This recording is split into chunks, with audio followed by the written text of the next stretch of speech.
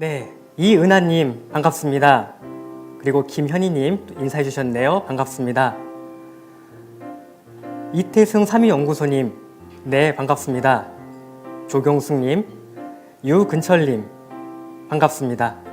네, 계속 채팅창에 글 남겨주시면 저희가 이따 공연 마지막에 또 읽으면서 함께 공유하도록 하겠습니다. 오늘 여러분께 소개해드릴 작품은 오디세이아입니다. 오디세이아는 일리아스와 더불어 호메로스가 지은 것으로 알려진 서사시죠. 일리아스가 트로이 전쟁을 배경으로 영웅 아킬레우스의 분노에 초점을 맞추고 있다면 오디세이아는 오디세우스의 노래라는 의미에서 알 수 있듯 트로이 전쟁 이후의 모험을 담고 있습니다. 오디세우스의 모험과 귀향에 대한 이야기죠. 그리고 오늘 공연은 지학사 아르볼 앤 클래식 시리즈의 오디세우스와 함께합니다. 오디세이아의 저자로 알려진 호메로스는 기원전 8세기경의 인물로 그의 이름에는 눈먼 사람이라는 뜻이 담겨 있죠. 그래서 조각상이나 회화 속의 호메로스는 대개 맹인으로 묘사되곤 합니다.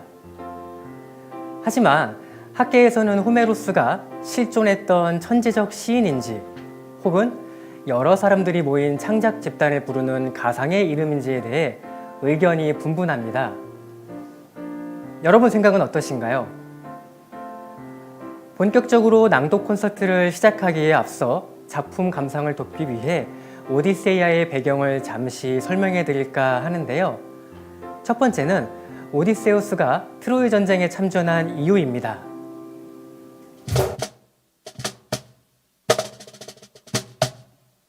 트로이 원정군을 소집할 때 오디세우스가 사는 이타케 섬에도 사절을 보냅니다. 하지만 오디세우스는 참전을 원치 않아 사절단 앞에서 미친 척을 하는데요. 그는 소와 말의 쟁기를 메고 밭을 갈면서 씨앗이 아닌 소금을 뿌렸던 것이죠. 하지만 팔라메데스라는 영웅이 갓 태어난 그의 아들 텔레마코스를 쟁기 앞에 내려놓는데요. 깜짝 놀란 오디세우스가 쟁기질을 멈춤으로써 거짓이 단론나고 결국 원정에 참가하게 됩니다. 트로이 전쟁은 10년에 걸쳐 전개되는데요. 마지막 해에 오디세우스가 그 유명한 목마 작전을 주도해서 승리를 이끌죠. 하지만 그리스군은 트로이 함락 과정에서 신들의 노여움을 사게 되는데요. 아킬레우스의 아들 네옵톨레모스가 제우스의 재단으로 피신한 국왕 프리아모스를 죽입니다. 또 영웅 아이아스는 프리아모스의 딸이자 아폴론을 섬기는 예언자 카산드라를 끌고 가던 중 그녀가 매달려 있던 아테나 신상을 넘어뜨리죠.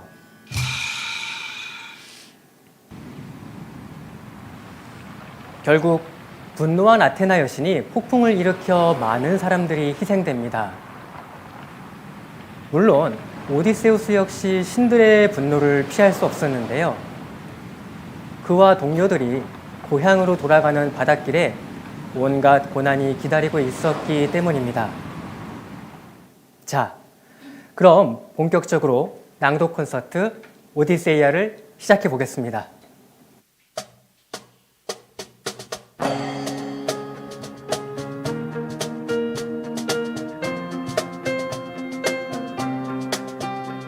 새로운 시작은 날 설레게 하지 모든 걸 이겨낼 것처럼 시간을 뒤쫓는 시계바늘처럼 앞질러 가고 싶어 하지 그 어느 선을 넘어 저마다 삶을 향해 때론 원망도 하겠지 그 선을 먼저 넘지 말라고 I can fly the sky never gonna stay 내가 지쳐 쓰러질 때까진 어떤 이유도 어떤 변명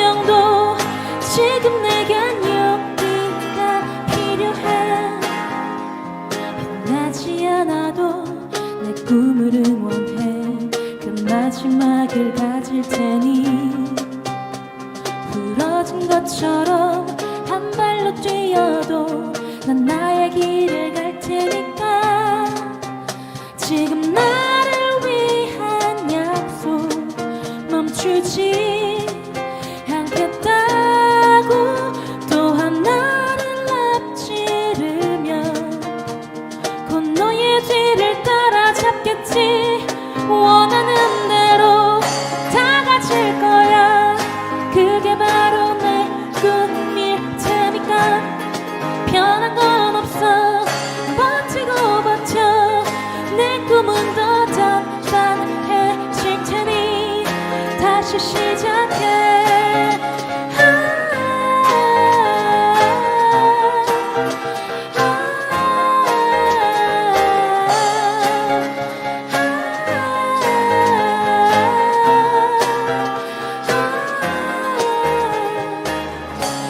다시는 나를 잃고 싶지 않아 내 전부를 걸었으니까 원하는 대로 다 가질 거야 그게 바로 내 꿈일 테니까 변한 건 없어 버티고 버텨 내 꿈은 더 단단해질 테니 다시 시작해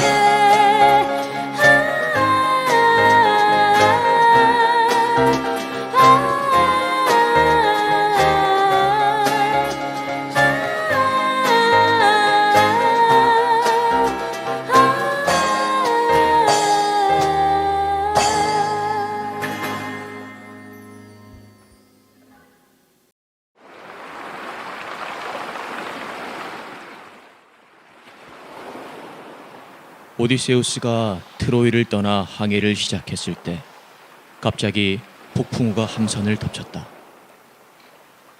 몇 날 며칠 파도와 바람에 휩쓸려 바다 위를 떠돌던 그들은 어느 날 한 섬에 닿았다. 오디세우스는 전후 몇 명을 보내 섬에 대해 알아오라고 시켰다. 하지만 그들은 원주민이 건넨 달콤한 열매에 취해 모든 기억을 잃어버리고 말았다.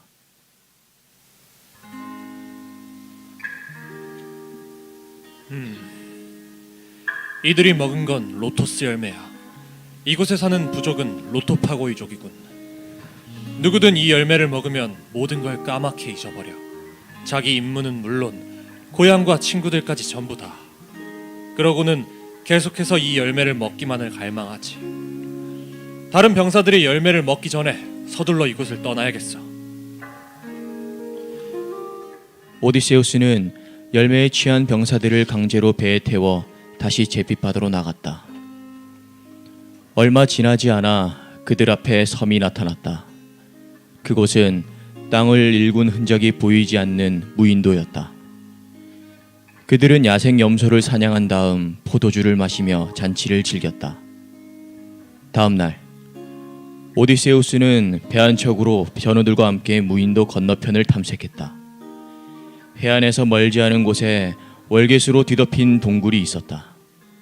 동굴 안에는 우유와 치즈뿐 아니라 새끼 양과 염소들이 가득했다. 병사 하나가 불안한 목소리로 말했다. 먼저 치즈를 챙겨서 서둘러 새끼 양과 염소들을 배로 몰고 간 다음에 여길 떠나는 게 어떻겠습니까? 아니, 나는 이곳 주인이 나를 환대하는지 확인하고 싶다. 하지만 그 주인은 오디세우스와 전우들에게 끔찍한 재앙과 다를 바 없었다. 얼마 후 거대한 키클롭스 폴리페모스가 들어섰다. 그의 뒤를 따라 염소와 양이 동굴로 들어왔다. 폴리페모스는 거대한 바위를 집어들어 동굴 입구를 막았다. 그리고 양과 젖소에 젖을 짠 후 다시 새끼들에게 젖을 물렸다. 일을 마친 후 그가 불을 지폈을 때 오디세우스 일행을 발견했다. 나그네들이여, 너희들은 누구이며 어떻게 이곳까지 들어왔는가? 장사치인가? 아니면 해적인가? 모두가 두려움에 떨고 있을 때 오디세우스가 대답했다. 우리는 아카이아인이요. 트로이 정복이란 업적을 세우고 돌아가는 길인데 폭풍우를 만나 표류하다 이곳으로 오게 됐소. 제우스께서는 나그네의 보호자이며 손님과 동행하는 신이요. 그러니 그대가 신을 두려워한다면 우리를 환대해 줄 거라 믿소. 나더러 신을 두려워하라고 말하다니. 너는 어리석거나 멀리서 온 모양이군. 키클롭스족은 제우스나 다른 신들에겐 관심 없어. 우리가 그들보다 훨씬 더 강력하니까. 그러니 너와 네 동료들을 반겨줄 일은 결코 없다. 자, 내게 말해다오. 네가 타고 온 배는 어디에 세워놓았지? 오디세우스는 이 괴물의 의도를 알아챘기에 거짓으로 대답했다. 우리가 타고 온 배는 폭풍으로 인해 그대 섬의 바위에 부딪혀 모두 부서져 버렸어. 여기 있는 우리만이 겨우 살아남았지. 그러자 폴리페모스는 아무런 대꾸 없이 전우 둘을 낚아채 땅바닥에 내리쳤다. 그는 두 사람을 먹어치운 다음 가축들 사이에 드러누워 잠이 들었다. 분노한 오디세우스는 칼로 거인의 가슴을 찌르려고 했다. 하지만 공격이 성공한들 그들에겐 동굴 입구를 막고 있는 바위를 밀어낼 힘이 없었다.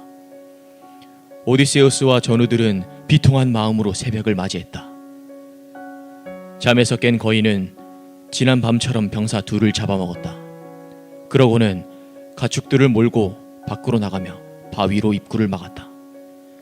오디세우스는 위기에서 벗어날 방법을 궁리했다. 여기 올리브나무 기둥이 있어. 이걸 끝이 뾰족하게 다듬어야 해. 전우들은 그의 말대로 기둥 끝을 뾰족하게 만들어 불에 달군 다음 거름더미 속에 감춰두었다. 저녁이 되자 폴리페모스가 다시 동굴로 돌아왔다. 그가 세 번째로 병사 둘을 잡아 식사 준비를 할 때 오디세우스가 포도주를 대접에 따라 앞으로 내밀었다. 키클롭스, 이 술은 그대를 위해 가져온 것이오. 이 술을 마시면 나를 불쌍히 여겨 고향으로 보내줄까 해서 말이오. 오, 자, 내게 한 잔 더 따라 부어라. 그리고 네 이름을 말해다오. 나는 그 대가로 내게 선물을 줄 것이다. 내 이름은 아무도 아니오. 모두가 나를 그렇게 부르지. 그래, 나는 다른 자들을 먹어치운 다음 아무도 아니를 가장 나중에 먹겠다. 이것이 바로 너를 위한 나의 선물이지. 키클롭스는 이내 드러누워 잠들었다. 오디세우스는 전우들과 함께 말뚝을 그의 눈에 찔러 넣었다. 거인은 소름 끼치는 괴성과 함께 양손을 휘저으며 동굴 안을 헤집고 돌아다녔다. 하지만 그의 손에 잡히는 건 자신의 양과 염소뿐이었다. 거인은 고함을 질러 동료들을 불렀다. 사방에서 키클롭스들이 몰려들었다. 폴리페모스, 무슨 일로 깊은 밤에 우리를 깨우는가? 누군가 자네의 양과 염소를 훔치려고 하나? 아니면 못된 속임수나 힘으로 자네를 죽이려고 했는가? 날 죽이려고 하는 놈은 아무도 아니야. 뭐? 아무도 아니고 자네 혼자 괴롭힘을 당한 거라면 그건 분명 제우스가 보낸 병일 거야. 자네 아버지 포세이돈에게 기도를 해야 할 것 같구만. 이렇게 말하며 그들은 모두 각자의 동굴로 돌아갔다. 오디세우스는 밧줄로 수장들을 3마리씩 묶은 다음 가운데 있는 양의 배에 전우들을 한 명씩 매달았다. 그리고 자신도 가장 훌륭한 양의 배에 매달렸다. 다음 날 아침 폴리페모스는 동굴 밖으로 양들을 내보내며 하나하나 등을 쓰다듬었지만 아무도 찾아낼 수 없었다. 탈출에 성공한 오디세우스는 해안에 대기하던 전우들과 함께 급히 바다로 배를 띄웠다.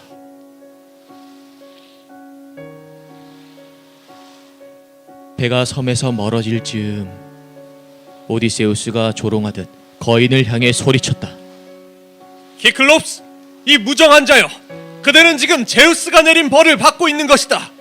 거인은 화가 치밀어 삼봉우리 하나를 뜯어내 그들에게 던졌지만 뱃머리를 살짝 지나 바다로 떨어졌다. 바닷물이 솟구치고 파도가 심하게 일어 배가 다시 섬 쪽으로 가까워졌다. 병사들이 사력을 다해 노를 저어 배가 더 멀어졌을 때 오디세우스는 또다시 키클롭스를 향해 소리쳤다.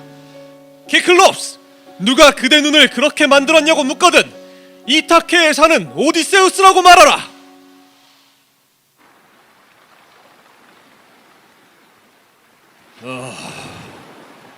언젠가 텔레모스라는 예언자가 말하길 내가 오디세우스의 손에 눈을 잃게 된다고 했어. 나는 거대하고 용맹한 자가 찾아올 거라 생각했지. 그런데 이처럼 작고 허약한 자가 포도주로 나를 제압할 줄이야. 너에게 선물을 주마. 아버지 포세이돈이시여, 이타케에 사는 오디세우스가 집으로 돌아가지 못하게 해주소서. 하지만 그가 고향에 다 가족을 만날 운명이라면 동료들을 모두 잃고 비참하게 남의 배에 실려 돌아가게 해주시고 돌아가서도 고통받게 해주소서.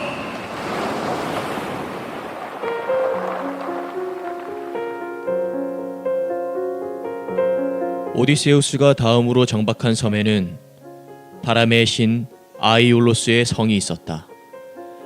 아이올로스는 제우스에게 바람을 마음대로 바꿀 수 있는 능력을 받았다. 그는 아카이아인들을 환대한 후 오디세우스에게 황소 가죽으로 만든 부대를 건넸다. 아이올로스는 그 속에 온갖 종류의 거친 바람을 가두고 입구를 끈으로 단단히 묶었다. 오디세우스야, 그대들의 함선을 안전히 데려다줄 서풍을 불어주겠소.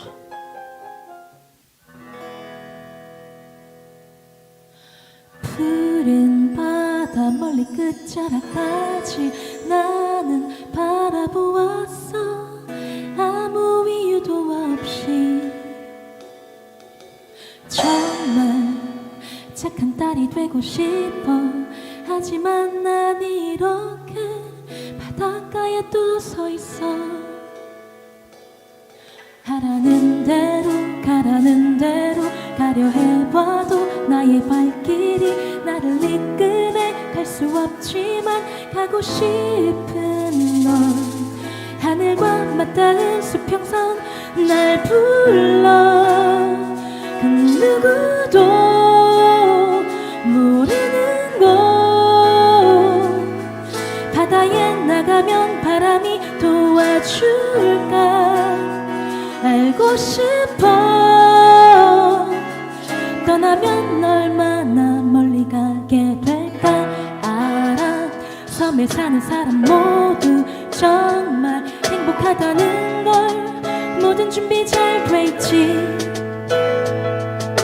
알아. 섬에 사는 사람 모두 자기 할 일이 있어. 내 역할도 있지만 자신을 갖고 더욱 강하게 힘을 모아서 할 수 있는데 나의 맘속엔 다른 노래가 아니 안 되지. 바다를 비추는 눈부신 저 빛이 난 궁금해. 그 비밀이 멀리서 나를 부르는 소리 들려오네. 알고 싶어. 수평선 너머 뭐가 있을까. 하늘 맞닿은 저곳이 날 불러. 그 누구도 모르는 곳 바다에 나가면 바람이 도와주지. 난 갈 거야 떠날 거야.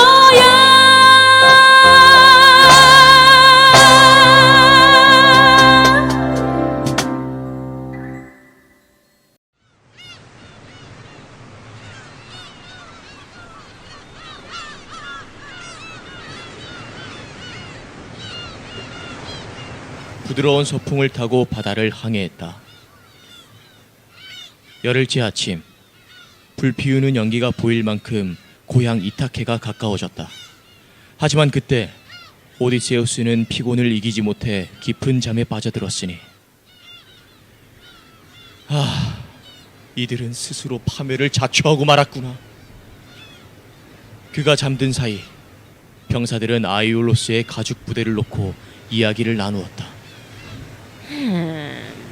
오디세우스가 트로이에서 가져온 전리품 중엔 값진 보물이 가득하지.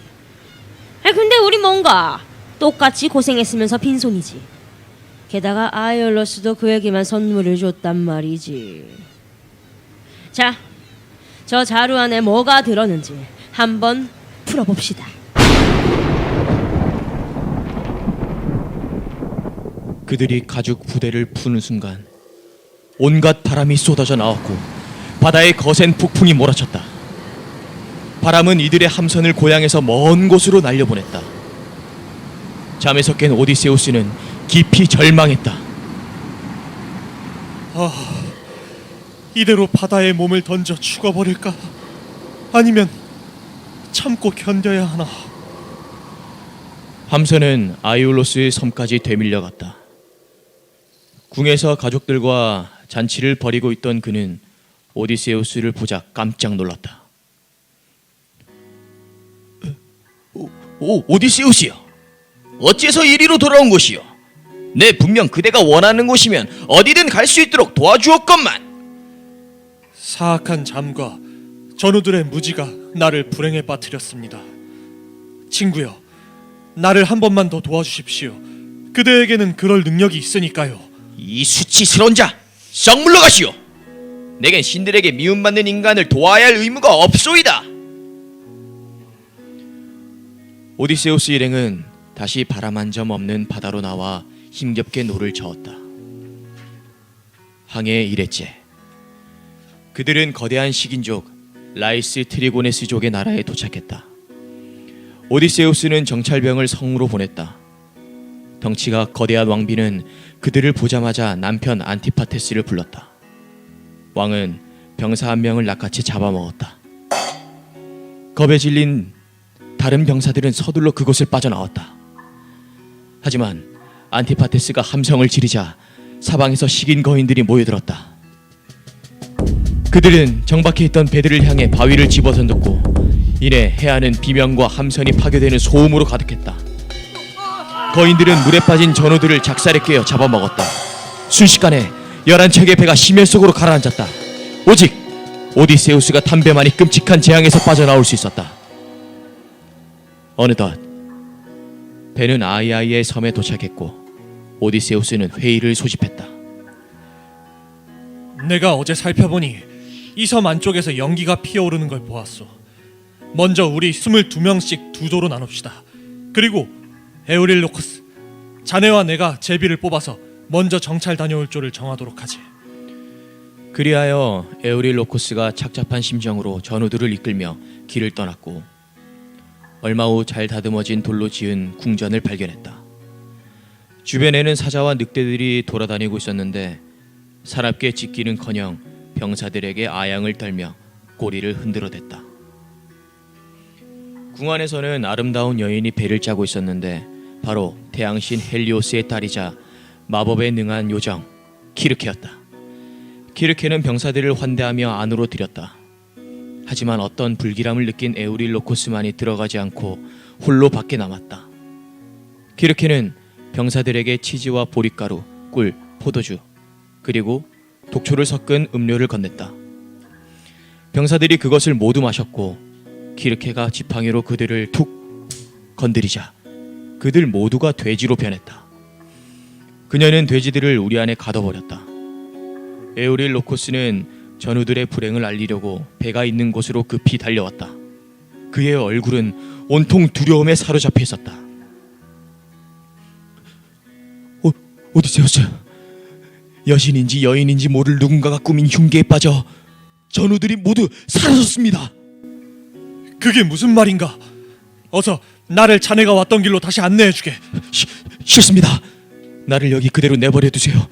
난 그대는 물론 다른 동료들도 돌아오지 못하리란 걸 확신합니다. 그러지 말고 여기 남은 이들과 함께 도망칩시다. 아직 우리에겐 재앙을 피할 기회가 있어요. 에우릴 로커스여, 그대는 이곳에 남아 있거나 나는 갈 것이오.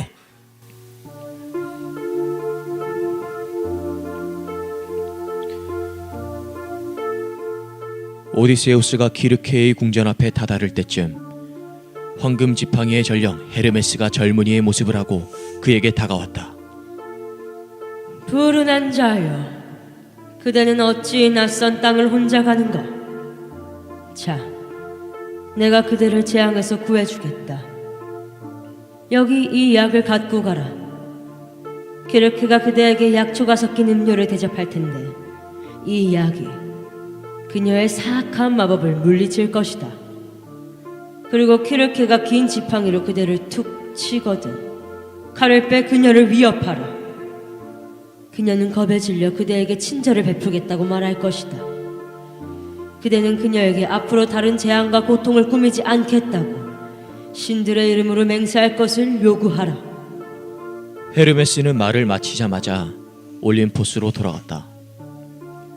오디세우스를 만난 키르케는 그를 반갑게 맞이하며 안으로 들였다. 그리고 은으로 장식한 의자에 오디세우스를 앉힌 다음 아까와 같은 혼합음료를 내밀었다. 키르케는 오디세우스가 그것을 다 마시길 기다렸다가 지팡이로 툭 건드렸다. 자, 이제 돼지우리로 들어가서 네 친구들과 함께 들어 누워라. 그 순간 오디세우스는 칼을 뽑아 그녀에게 달려들었다. 키르케는 비명을 지르며 오디세우스의 무릎을 잡고 애원하듯 말했다. 그대는 누구이며 어디서 왔나요? 오래전 헤르메스가 내게 말하길 오디세우스란 자가 트로이를 떠나 고향으로 돌아가는 길에 이곳으로 올 거라고 말했죠. 자, 이제 그만 칼을 거두고 나의 환대를 받아들이세요. 키르케, 그대는 내 전우들을 돼지로 만들었어. 먼저 나에게 더 이상 고통과 재앙을 꾀하지 않겠다고 엄숙히 맹세한다면 그대를 신뢰하겠소. 키르케는 그의 말대로 맹세한 다음 그에게 온갖 음식을 대접했다. 그러나 오디세우스는 먹지 않고 키르케에게 말했다. 키르케, 진심으로 내가 먹고 마시기를 바란다면 먼저 돼지로 변한 전우들의 마법을 풀어주시오. 그 말에 키르케는 병사들을 본래 모습으로 돌려놓았다. 그리고 함선에서 기다리고 있던 전우들을 데리고 와 함께 만찬을 즐겼다.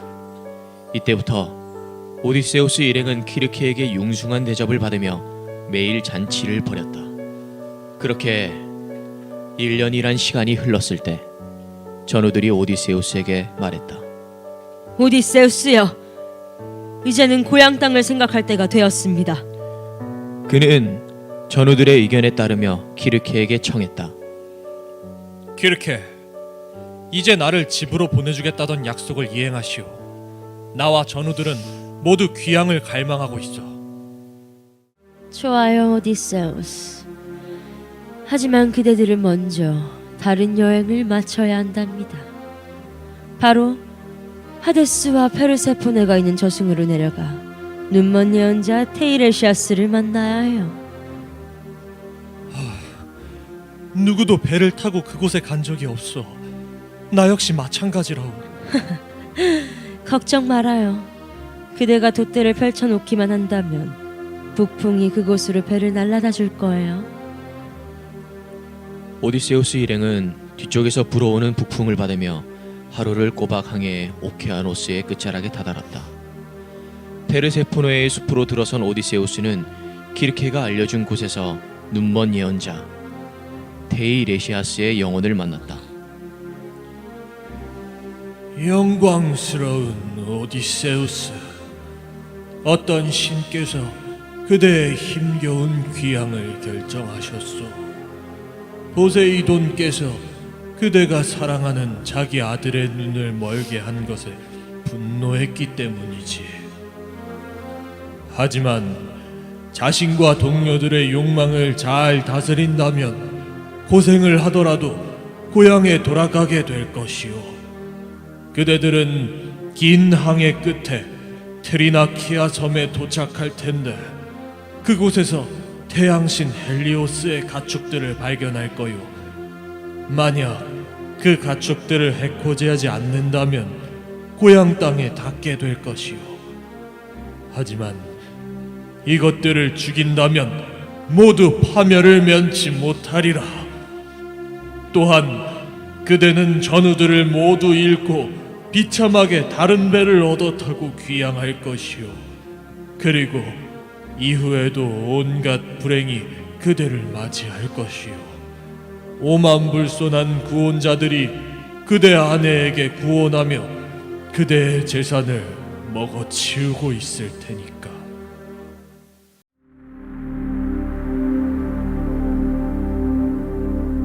테이레시아스와 대화를 마친 오디세우스는 이어서 돌아가신 자신의 어머니를, 헤라클레스의 어머니 알크메네를, 오이디푸스의 어머니 이오카스테를, 미노스 왕의 아름다운 딸 아리아드네의 영혼 등을 만났다. 그리고 억울하게 살해당한 아가멤논의 영혼 등을 만났으며 아킬레우스의 영혼과도 대화할 수 있었다. 오, 아카이아인들 중 가장 뛰어난 자 아킬레우스. 그대가 살아있을 때 모든 이들이 그대를 존경하고 숭배했소. 그리고 지금은 이렇게 죽은 자들의 통치자가 되었구려. 그러니 그대는 죽음을 슬퍼하지 마시오. 오디세우스, 내게 그런 말을 하지 마시오. 나는 죽은 자들을 다스리느니 차라리 지상의 산자들 사이에서 머슴살이를 하고 싶소. 오디세우스 일행은 나가는 길에 연못을 보았는데 그 안에는 턱까지 물에 잠긴 탄탈로스가 있었다. 그는 타는 듯한 갈증에 시달렸지만 물을 마시려고 고개를 숙이면 순식간에 연못이 말라버렸다. 또 커다란 바위를 힘겹게 굴리며 산으로 올라가는 시지포스를 보았다. 그는 온몸에서 비오듯 땀을 흘렸고 머리 위로는 구름 같은 먼지가 일었다. 시지포스가 산 정상에서 바위를 반대쪽으로 넘기려고 하자 바위는 그의 손에서 빠져나와 도로 산 아래로 굴러내려갔다. 이들을 지나 마침내 그들은 하데스를 빠져나와 오케아노스를 건넜다.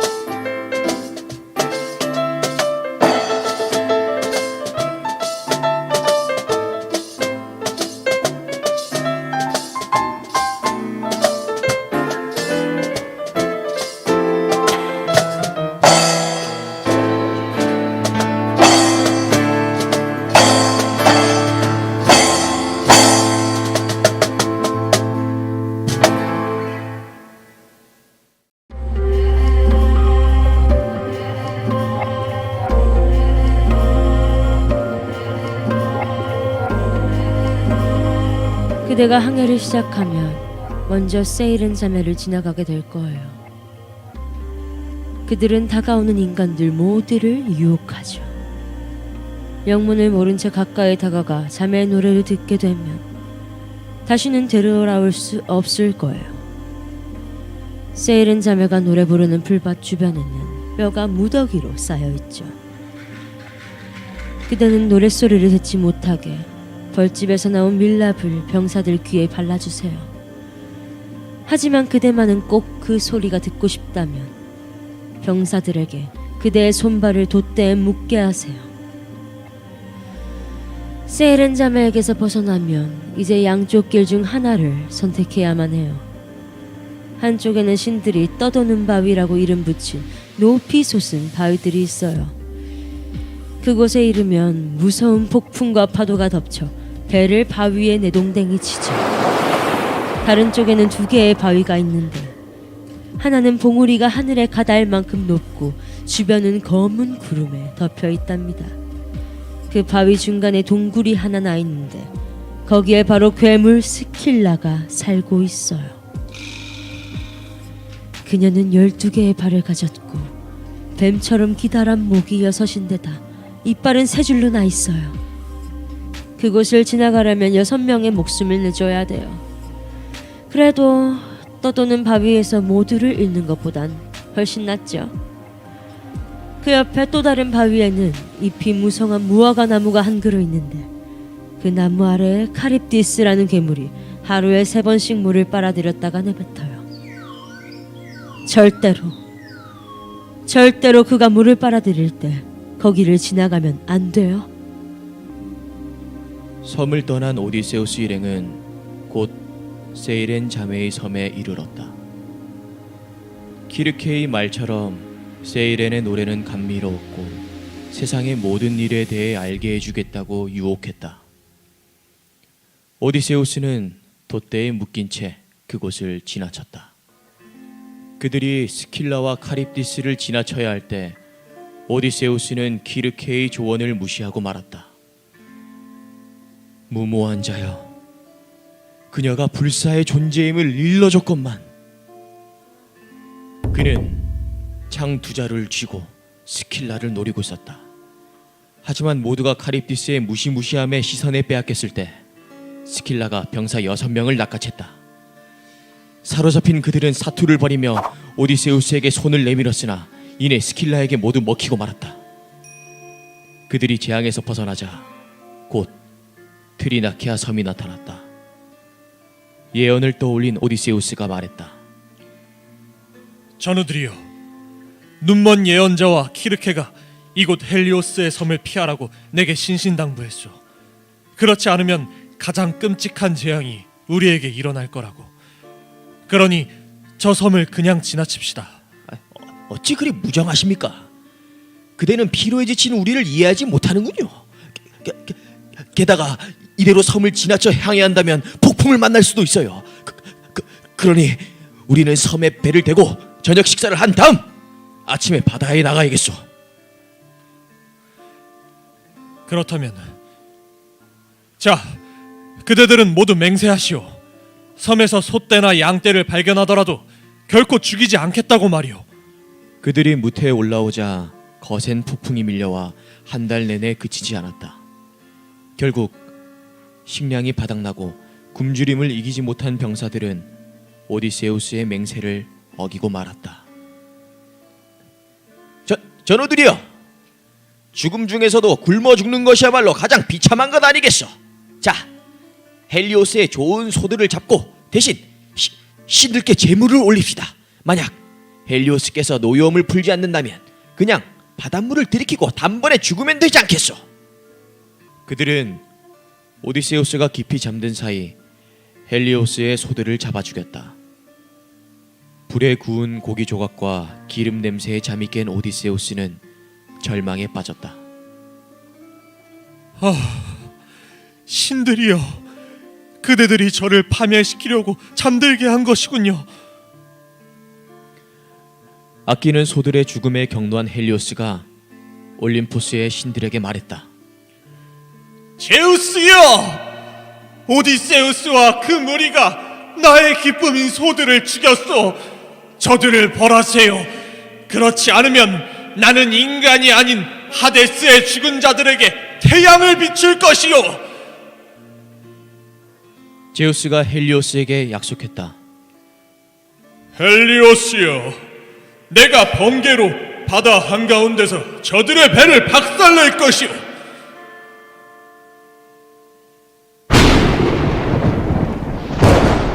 돌풍이 그치고 오디세우스 일행이 다시 바다로 나아갔을 때 제우스께서 번개를 던져 그들의 배를 산산이 부쉈다.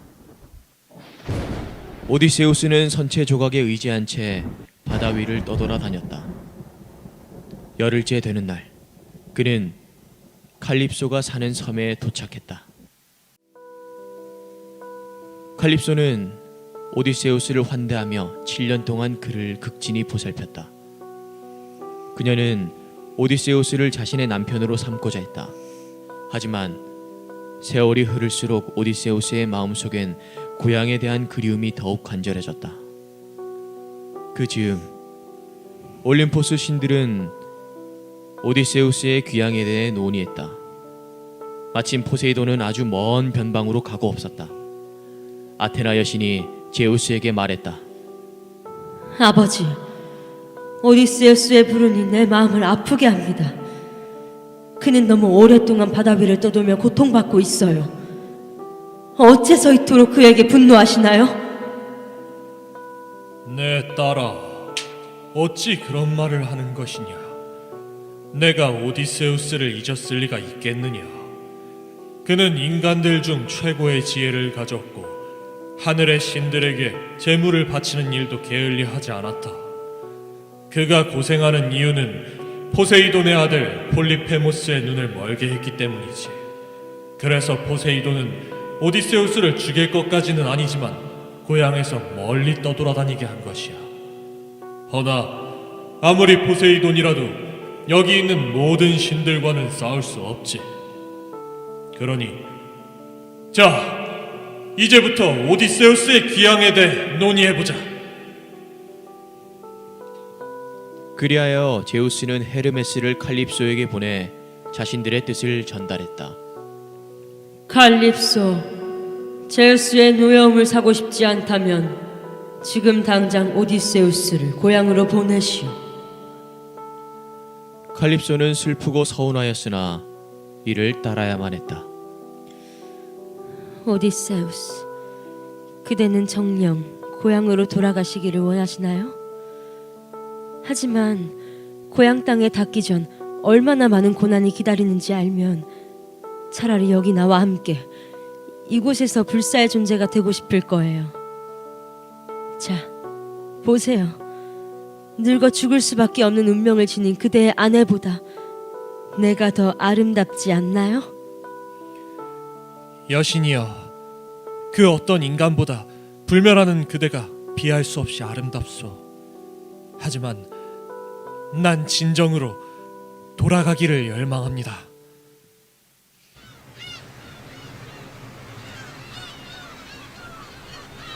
그리하여 오디세우스는 칼립소의 도움을 받아 만든 뗏목을 타고 다시 바다로 나아갔다. 칼립소는 부드럽고 따뜻한 순풍을 보내 그의 항해를 도왔다.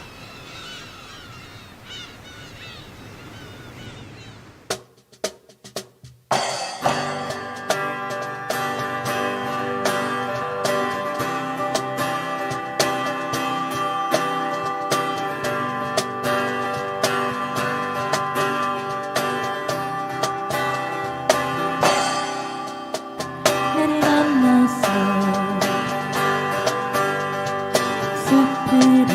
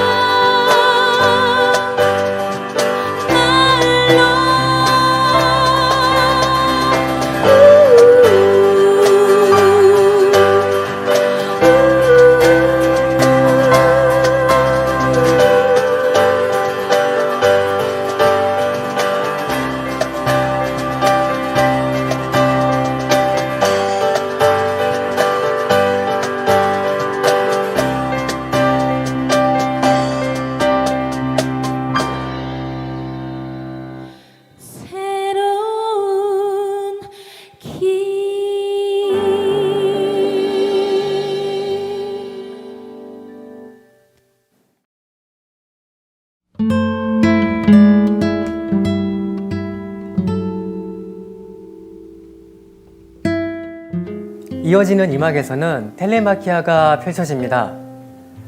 텔레마코스의 노래라는 뜻에서도 알 수 있듯 오디세우스의 아들 텔레마코스가 아버지를 찾아 떠나는 여정을 담고 있죠.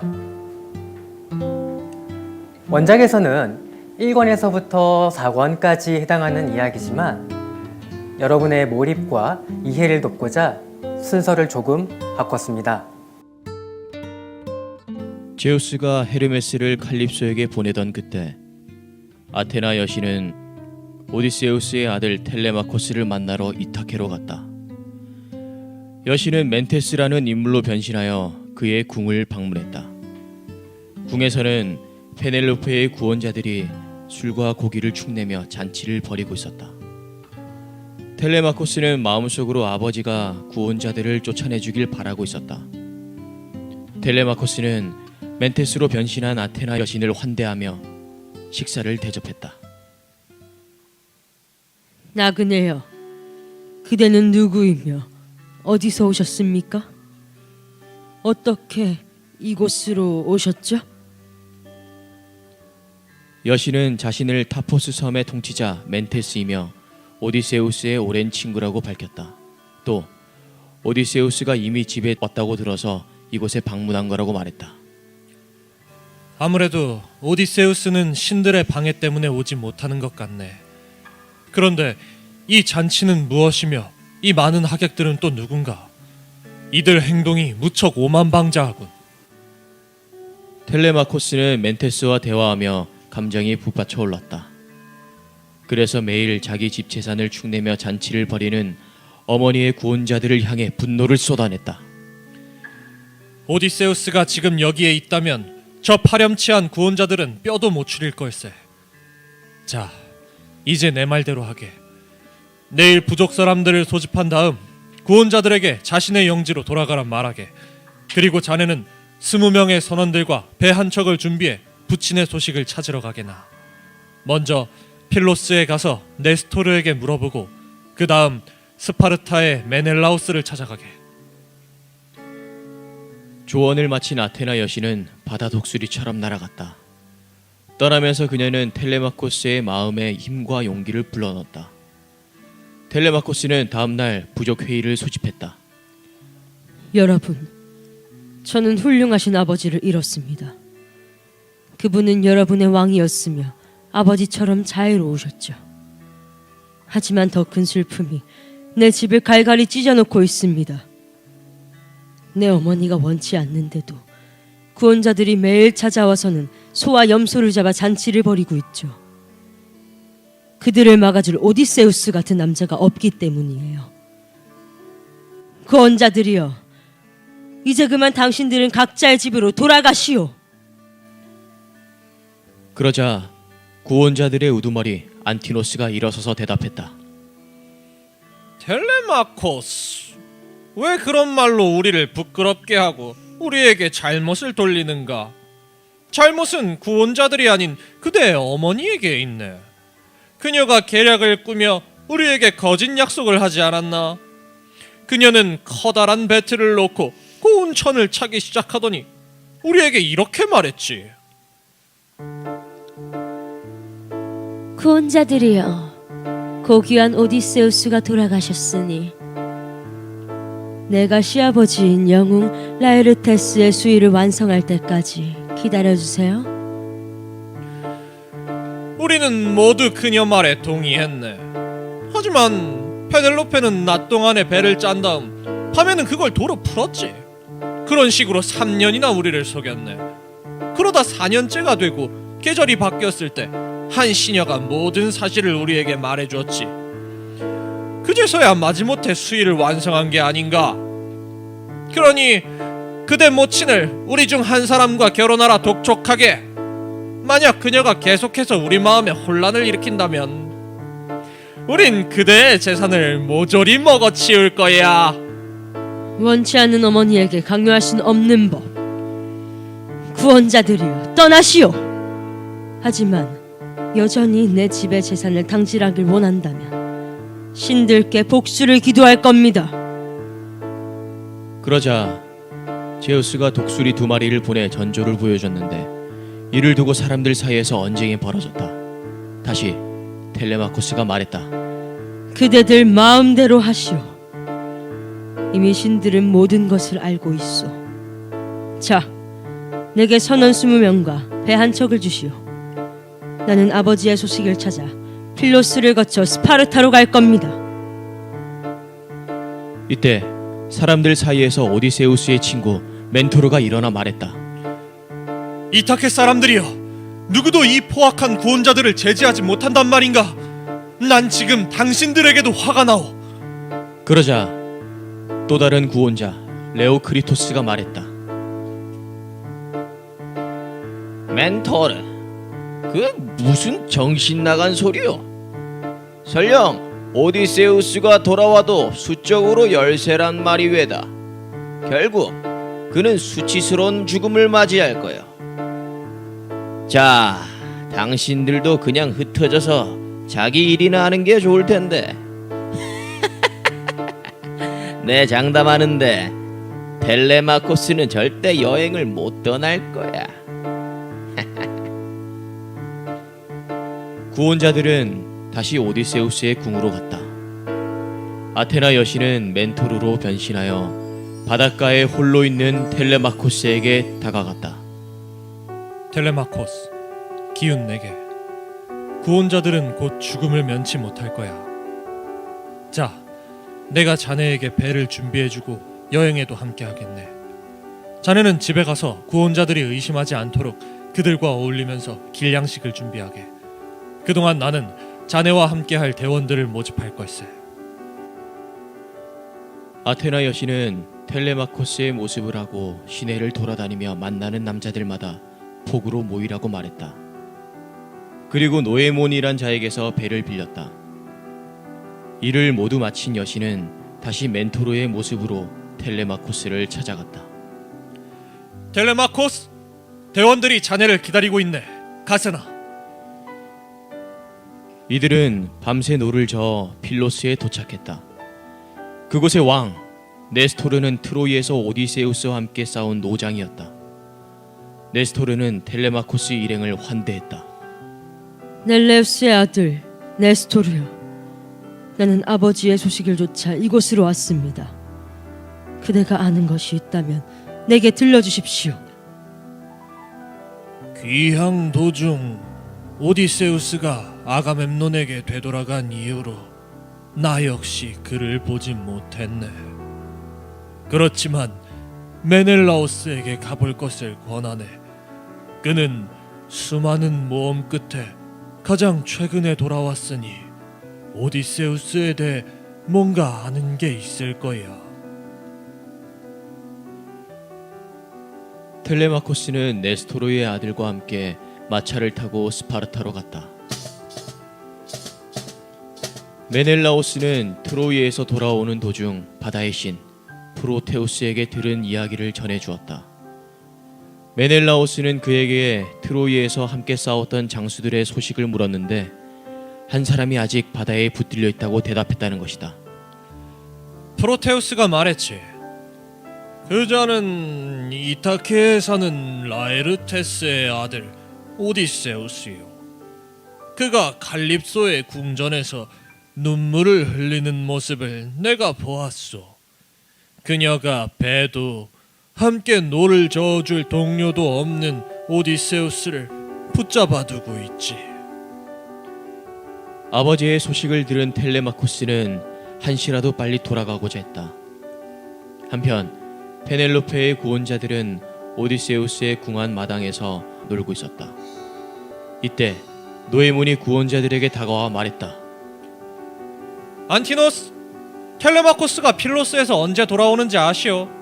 그가 내 배를 빌려 타고 떠났는데 나도 곧 배를 쓸 일이 있거든. 텔레마코스가 여전히 이타케에 있던 줄로만 알고 있던 안티노스는 깜짝 놀랐다. 그는 노에몬에게 자초지종을 자세히 물었다. 운동 경기를 중단하고 구원자들을 소집한 안티노스가 분노에 찬 목소리로 말했다. 텔레마코스가 엄청난 일을 해냈군. 애송이가 감히 우리 뜻을 거스르고 이타케를 떠났단 말이야. 그가 우리에게 재앙이 되기 전에 제거하는 게 좋겠어. 이보게들, 내게 빠른 배 한 척과 20명을 내주시오. 내가 매복해 있다가 돌아오는 그를 없앨 거요.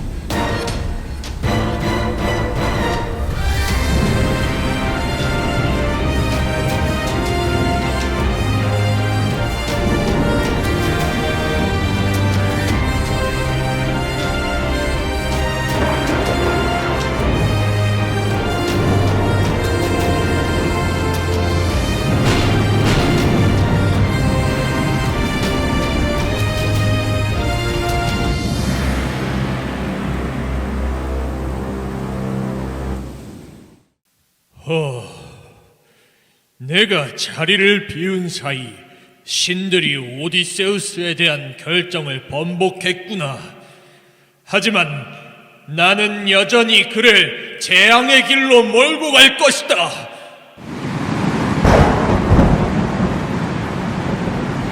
포세이돈이 일으킨 폭풍으로 인해 괴물 같은 파도가 솟구쳤고 결국 오디세우스가 탄 뗏목은 산산조각 나고 말았다. 너는 이틀 후 파이아케스인들을 만날 때까지 그렇게 바다 위를 떠돌아다닐 것이다.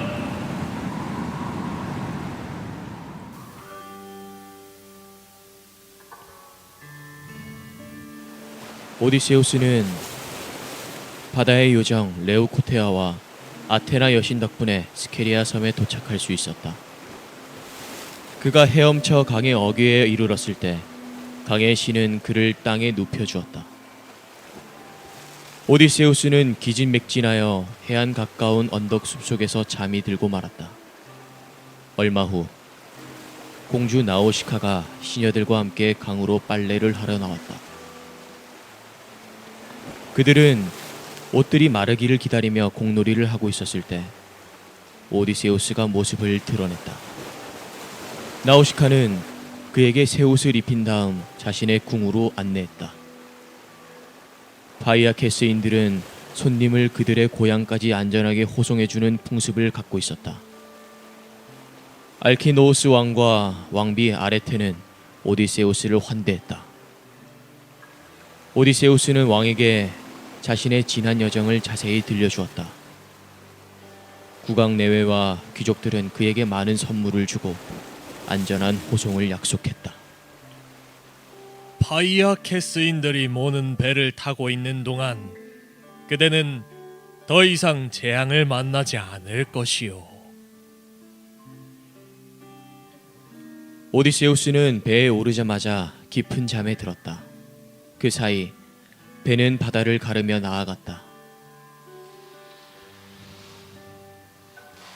다음 날 새벽, 이타케에 도착한 선원들은 여전히 잠들어 있는 오디세우스를 외진 곳에 내려놓은 후 되돌아갔다. 아테나 여신은 잠에서 깬 오디세우스를 찾아가 말했다. 아무도 그대를 알아보지 못하도록 주름과 잿빛 머리카락, 누더기로 그대 몸을 감쌀 것이다. 이제 그대는 한결같은 마음을 간직하고 있는 돼지치기를 찾아가 그와 대화를 나누며 아들을 기다려라. 오디세우스는 여신의 말대로 돼지치기 에우마이오스를 찾아갔다. 충직하고 선량한 그는 늙은 거지 모습을 한 오디세우스를 환대하며 식사와 잠자리를 내주었다. 한편 아테나 여신은 스파르타로 건너가 텔레마코스를 만났다. 텔레마코스, 그대는 서둘러 집으로 돌아가라. 하지만 명심하라. 고온자들이 이타케 근처 해협에 매복해 그대를 죽이려고 한다. 그러니 섬에서 멀리 떨어진 곳으로 가라. 배를 이타케에서 가장 가까운 해안에 댄 다음 그대는 돼지치기에게로 가라. 텔레마코스는 여신의 조언에 따랐다. 매복해 있는 구원자들을 피해 이타케에 도착한 그는 에우마이오스를 찾아갔다. 오디세우스와 그의 아들 돼지치기가 함께 앉아 아침을 먹었다. 식사를 끝내고 텔레마코스가 물었다. 아저씨, 여기 이 나그네는 누구이며 어디서 왔죠? 그는 그레타 출신인데 도련님의 단원자로 도련님의 도움이 필요하답니다. 그럴 수 없어요. 나는 아직 젊은데다 그를 보호해 줄 만한 힘이 없죠. 집에는 무례한 구원자들이 득실대고요. 나그네를 이곳에서 보살펴 주는 게 좋겠어요. 그리고 아저씨는 지금 집으로 가서 어머니께 내가 무사히 돌아왔다고 전해주세요. 돼지치기가 농장을 떠나자 아테나 여신은 오디세우스를 불러냈다. 오디세우스, 이제는 그대의 아들에게 말할 때가 됐다. 이제 두 사람은 어떻게 구원자들을 처단할지 궁리한 후 도시로 가라. 나 역시 그대들 곁에서 함께 싸울 것이다. 여신은 오디세우스를 원래의 모습으로 되돌려 주었다. 순식간에 모습이 변한 그를 보고 놀란 텔레마코스가 말했다. 나그네요. 그대의 모습이 전과 달라 보입니다. 분명 그대는 신이 틀림없어요. 나는 신이 아니다. 나는 네가 그토록 찾고자 했던 너의 아버지이다.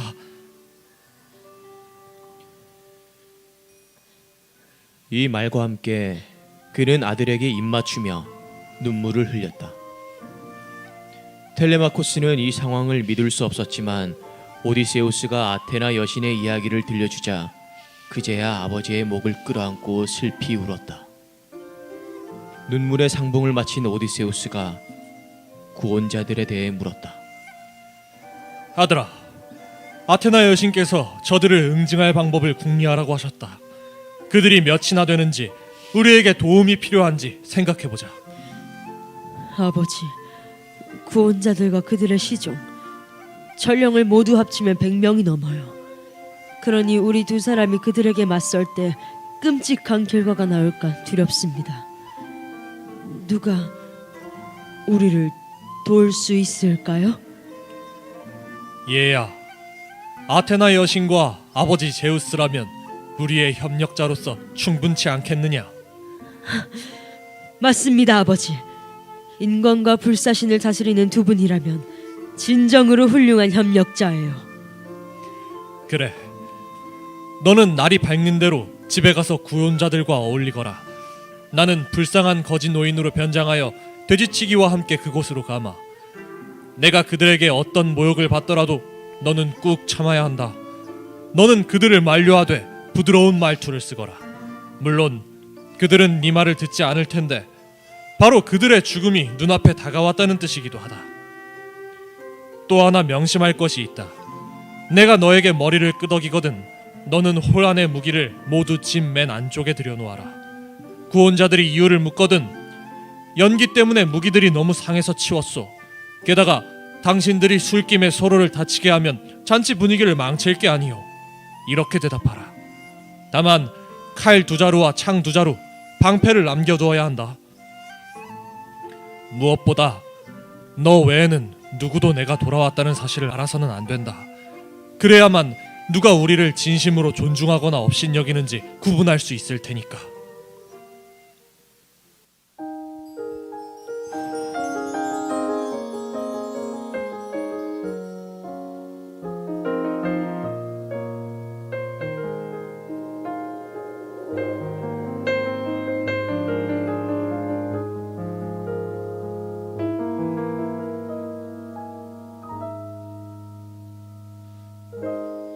나는 떠날 때부터 다시 돌아올 걸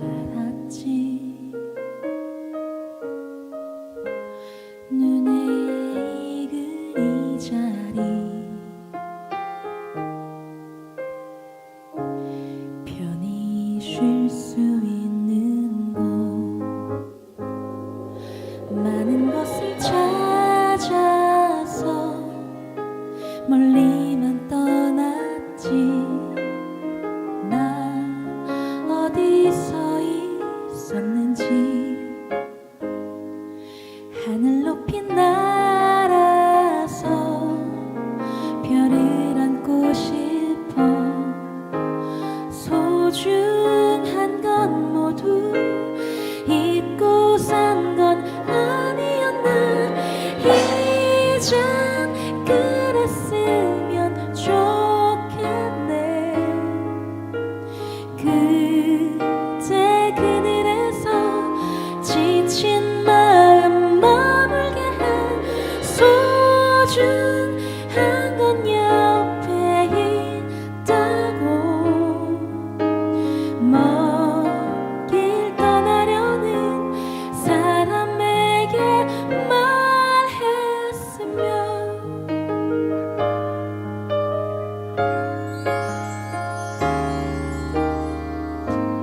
너를 보낼 때부터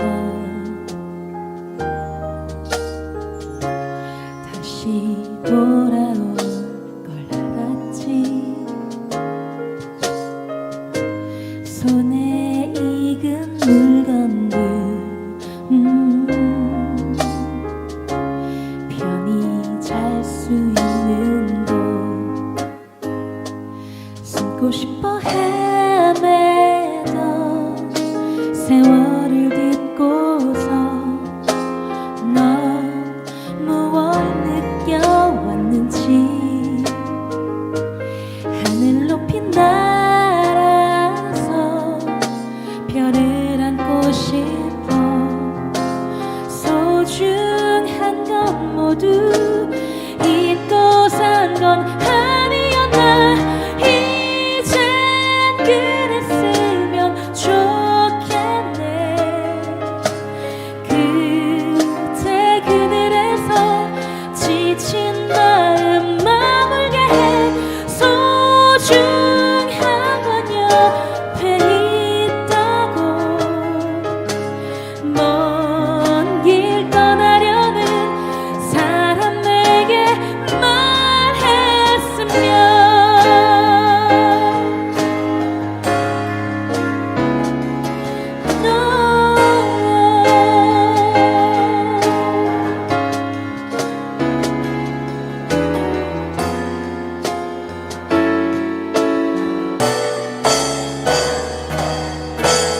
이젠 그랬으면 좋겠네. 그때 그늘에서 지친 마음 아물게 해. 소중한 건 옆에 있다고. 먼 길 떠나려는 사람에게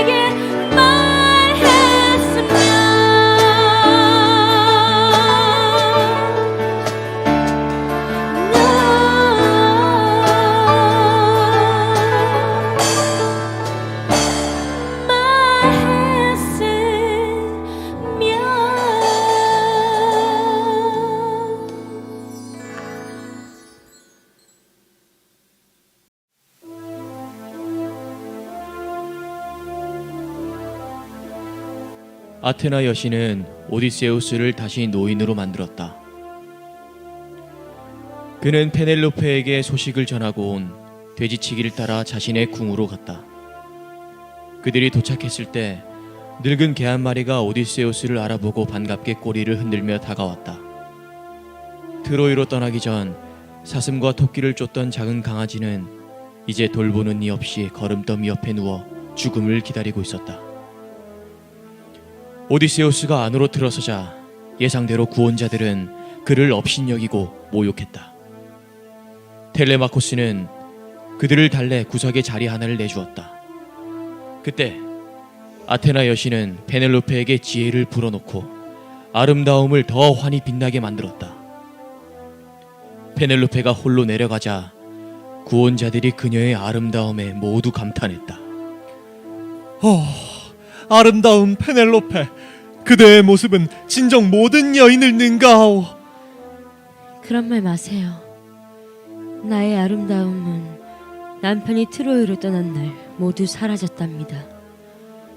그이는 떠나면서 내게 이런 말을 했어요.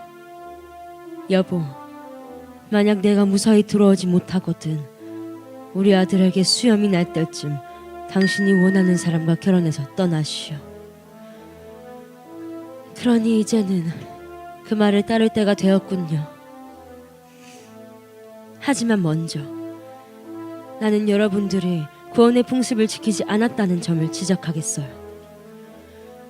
누구든 고귀한 집 여인과 결혼하려는 이들은 손수 자신의 가축을 몰고 와서 잔치를 열고 선물을 주지, 이렇게 그 집 살림을 먹어치우진 않죠.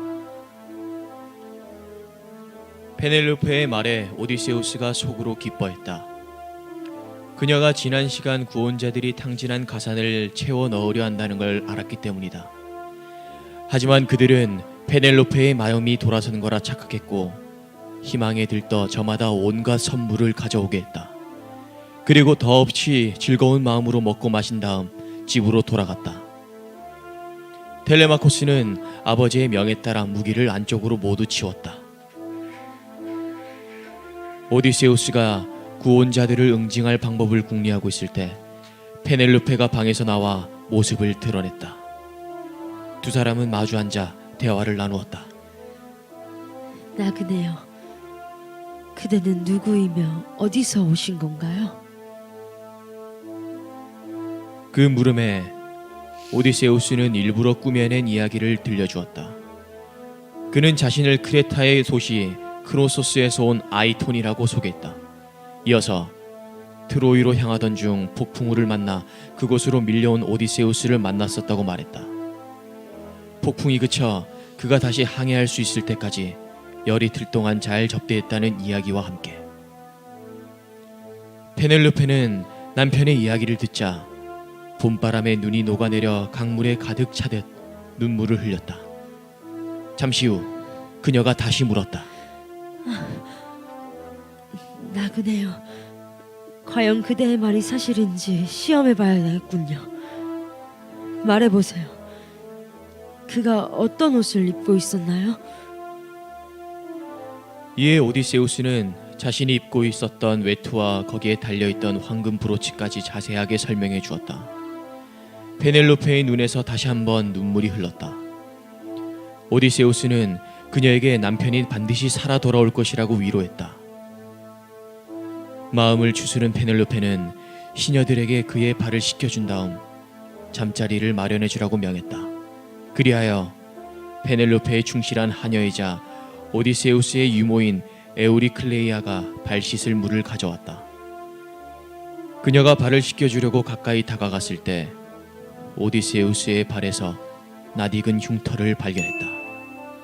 흉터는 오디세우스가 어린 시절 가문의 남자들과 함께 사냥을 나갔을 때 멧돼지에게 공격받아 생긴 것이었다. 이를 몰라볼 리 없던 유모의 두 눈에 눈물이 가득 고였다. 유모, 나를 망칠 셈이오. 아직은 내가 돌아왔다는 사실을 아무도 알아서는 안 되네. 다음 날 홀에서 구원자들이 잔치를 벌이고 있을 때 페넬로페는 시녀들을 시켜 그들 앞에 활과 화살이 든 화살통, 도끼 12자루를 내려놓았다. 여기 오디세우스의 활로 12개의 도끼를 모두 꿰뚫는 자가 있다면 나는 그 사람과 결혼할 거예요.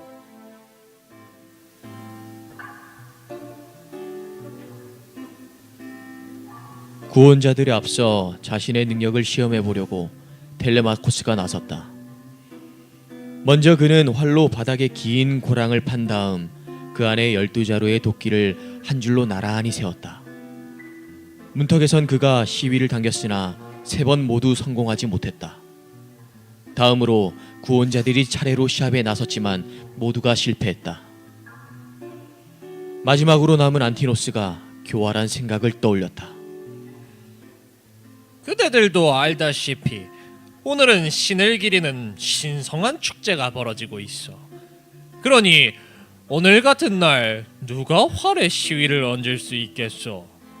자, 오늘은 활을 치웁시다. 우린 내일 아침 아폴론께 제물을 바친 후에 다시 활을 시험해 볼 것이요. 이때 오디세우스가 나서며 말했다. 구원자들이여, 내게 그 활을 주십시오.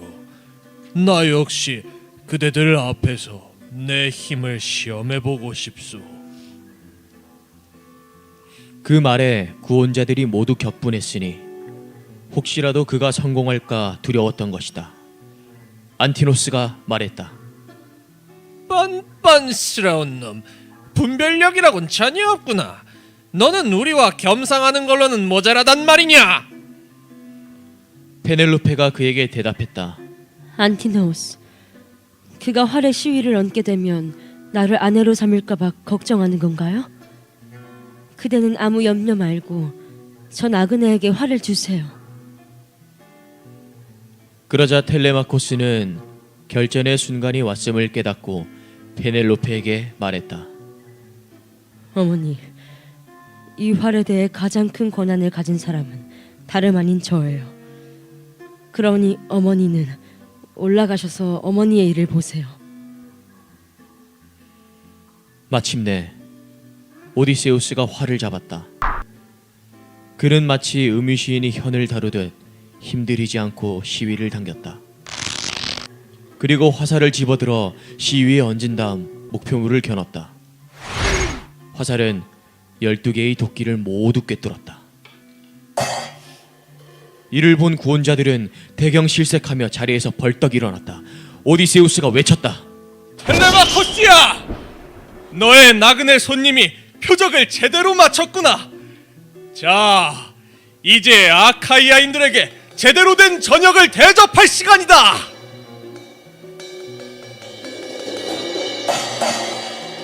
그 말에 텔레마코스는 칼과 창으로 무장을 하고 아버지 옆에 섰다. 오디세우스는 구원자들을 한 사람씩 활로 쏴 쓰러뜨렸다. 그들에게는 무기가 없었고 문은 모두 잠겨 있었으므로 피할 곳이 없었다. 아테나 여신 또한 그들을 도왔다.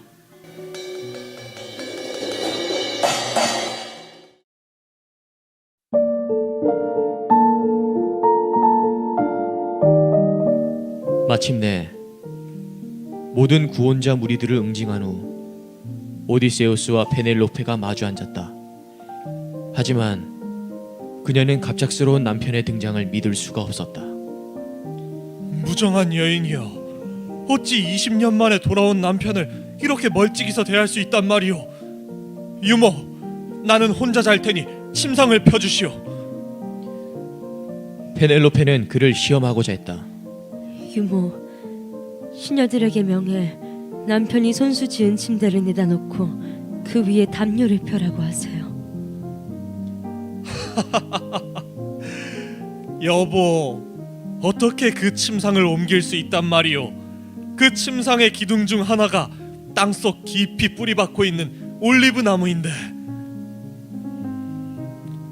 그 말을 듣자 페넬로페는 오디세우스에게 달려가 안기며 눈물을 흘렸다.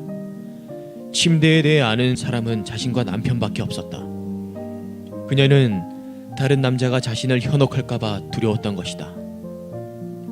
오디세우스도 아내를 끌어안으며 다시는 그녀를 두고 멀리 떠나지 않겠노라 다짐했다.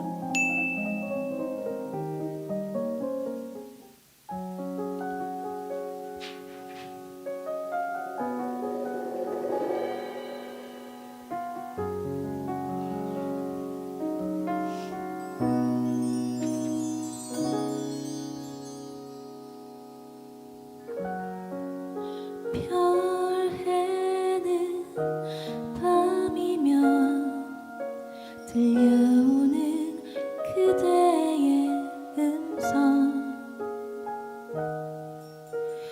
하얗게 부서지는 꽃가루 되어 그대 꽃 위에 앉고 싶어라. 밤하늘 보면서 느껴보는 그대의 숨결, 두둥실 떠가는 족배를 타고 그대 호수에 머물고 싶어라. 만일 그대 내 곁을 떠난다면 끝까지 따르리, 저 끝까지 따르리. 내 사랑 그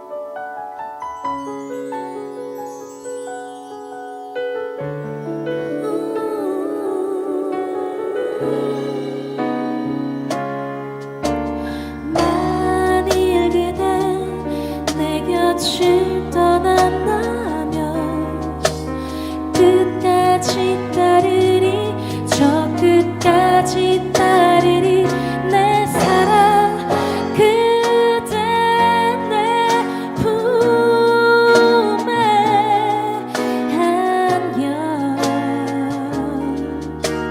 눈을 감아요 그대 내 품에 안겨 사랑의 꿈 나눠요 어둠이 찾아들어 마음 가득 기댈 곳이 필요할 때 그대 내 품에 안겨 눈을 감아요 그대 내 품에 안겨 사랑의 꿈 나눠요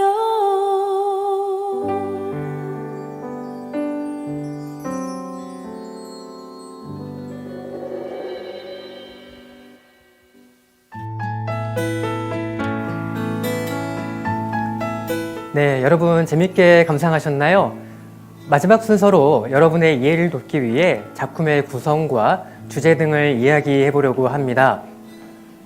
오디세이아는 총 3개의 이야기 구조로 되어 있는데요.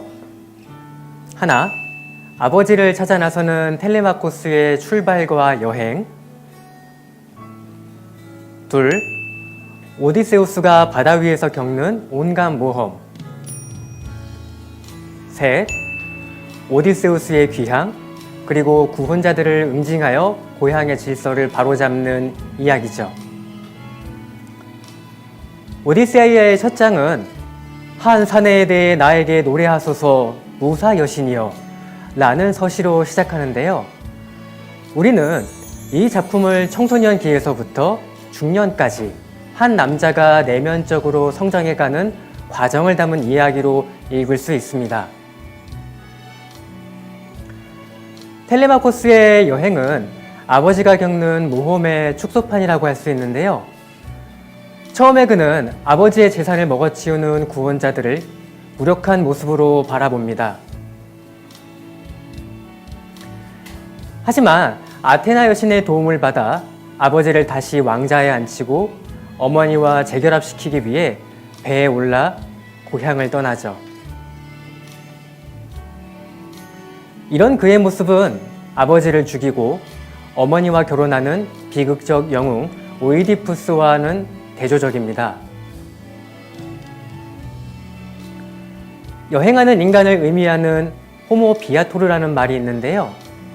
오디세이아는 바로 호모 비아토르의 이야기라고 할 수 있습니다. 그리고 우리는 종종 삶을 여행에 빗대곤 하죠. 다시 말해 숱한 우여곡절 끝에 귀향하는 오디세우스의 여정은 뜻대로 풀리지 않는 인생살이에 대한 이야기라고도 할 수 있습니다.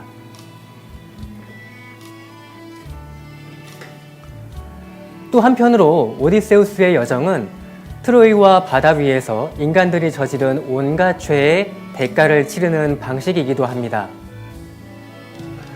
이 과정에서 신들은 그에게 고난과 시련을 부과하지만 그것을 뛰어넘도록 도움을 주기도 하죠.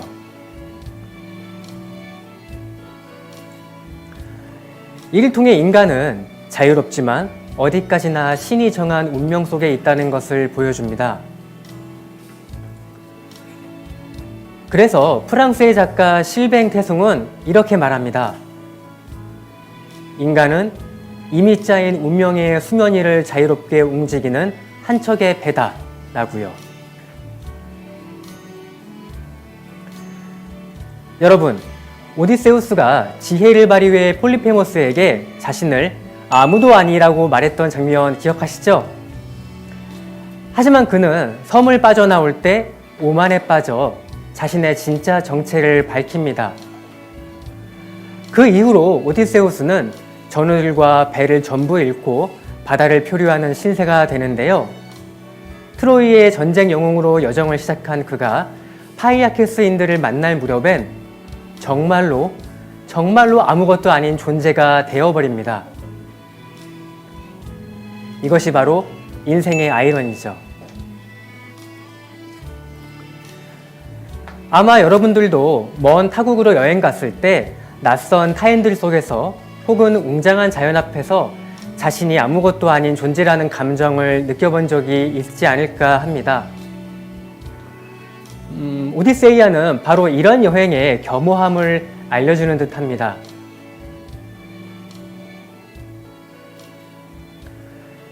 마지막으로 오디세우스는 로토스 열매를 먹으며 모든 시름을 잊고 지낼 수도 있었습니다. 혹은 칼립소 곁에서 영생을 얻을 수도 있었죠. 하지만 그는 고난을 극복하며 자신의 고향 이타케로 돌아갑니다. 마찬가지로 우리는 모두의 마음속에 내면의 이타케를 하나씩은 품고 살아갈 겁니다.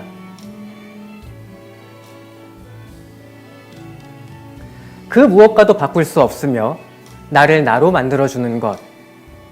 각자 정의는 다르겠지만 여러분 모두가 마음속 이타케를 되찾고 그곳으로 되돌아가기를 진심으로 바랍니다.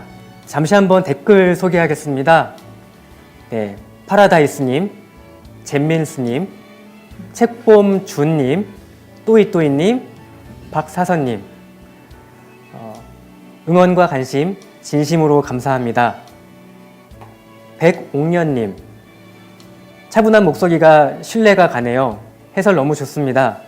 공연하시는 분들 목소리도 노래하시는 분의 목소리도 너무 좋았어요. 다른 공연도 기대됩니다. 이런 응원의 댓글 덕분에 저희가 다시 한번 기운을 얻습니다. 다시 한번 감사드립니다. 정영희님, 멋진 토요일 밤의 마무리였어요. 멋진 작품 들려주신 서울밴드와 작가님 그리고 배우님들 모두 감사드립니다. 저희 역시 끝까지 함께 해주신 여러분들께 진심으로 감사드립니다. 이 외에도요, 지금 한 100분 정도 계속 시청해주고 계신데 나가지 않으시고 끝까지 함께 해주셔서 변함없는 신뢰 보내주셔서 다시 한번 감사합니다. 그리고 화도진 도서관 관계자분들께도 다시 한번 이 자리를 빌어서 감사 인사드립니다. 자, 이렇게 해서 저희는 90분간의 오디세이아 낭독 콘서트를 마칠 건데요. 저희는 10월 15일 가을 엑스에이 북콘서트로 다시 찾아오겠습니다. 자, 저는 자리를 좀 옮겨서 저희 배우, 밴드 여러분들과 함께 마지막 작별 인사 드릴게요. 네, 여러분. 자, 진짜 정말로 이제 마지막 작별 인사 드릴 건데요. 재밌게 보셨나요? 기회가 되시면 오디세이아 원전도 한번 도전해 보시고요. 또 오늘 함께 그림으로 전달해 드릴 오디세우스 아르볼 앤 클래식 시리즈 함께 보시면 더욱 재밌지 않을까 합니다. 자, 여러분들 행복한 주말밤 보내시기 바랍니다. 저희 다 함께 인사드릴게요. 그럼 안녕!